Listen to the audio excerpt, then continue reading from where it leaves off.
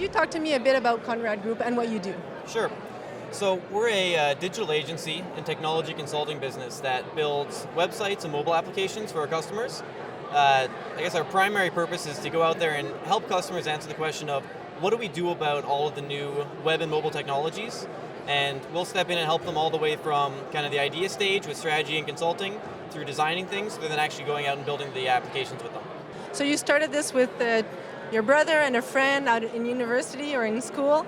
And what was it like to start your own business fresh out of school? Yeah, so I mean there was the three of us, I think, in a dorm room. 20. I guess we were 20 years old at that point, and it's been a very exciting ride. Some challenges certainly starting out from that point. One thing with the service business is a lot of what you're trading on is reputation and credibility, and I think it's hard for any set of 20-year-olds to have a ton of reputation and credibility. So I certainly remember some early phone calls, trying to maybe overcome the lack of experience. But digital is unique because I think that there's this real trend in association with digital being something that the young generation understands, and that maybe that's a substitute in some cases for experience. So I think that we tried to leverage our youth to the extent that we could, and then once we were able to get some big brands on our logos on our website, as we call it, then took it from there. So being a young IT company, what was it like having conversations with banks to get financing?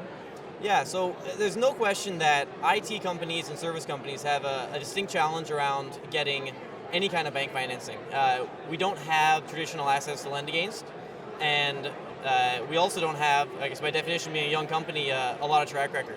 And so we ran into issues where even if, and we were, I think, profitable from day one, kind of on a quarter-by-quarter basis, no one really wanted to step in and do any of their traditional lending to us because we just didn't fit into the boxes, I guess, they create for their products. EDC specifically helped step in with our international customers. We have been doing about 50% of our work with American clients, and our American accounts receivable, the Canadian banks basically wouldn't touch, even though, as a general statement, all the customers were blue chip, Fortune 500 type people.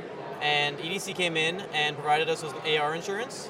And I think that we talked to them on if it was a Monday, and within 3 or 4 weeks we were set up with AR insurance, which opened up 50% of our accounts receivable to draw a line against, which was great. Going abroad and bringing your own expertise into your product, are you concerned at all about intellectual property and issues around that? And how have you managed that concern?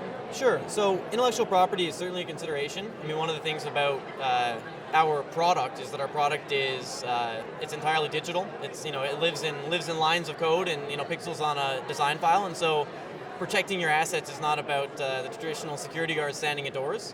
I think it's about careful contracting. It's also about having the right partners. We have a great Toronto-based kind of boutique IP law firm that we work with, building out clients to protect both ourselves and our client contracts and the products we build. Do you have one last piece of advice for other small businesses that have great ideas or great skills to share and how to grow big like you have over the past 5 years? Sure, I think the key is to think big and go after the customers you want. Don't only go after the customers you think you can get, and there's absolutely zero harm or penalty for calling someone and offering them some services that they may or may not like. I mean, I think we make, certainly early on, we made 99 phone calls that went nowhere for every one that went somewhere.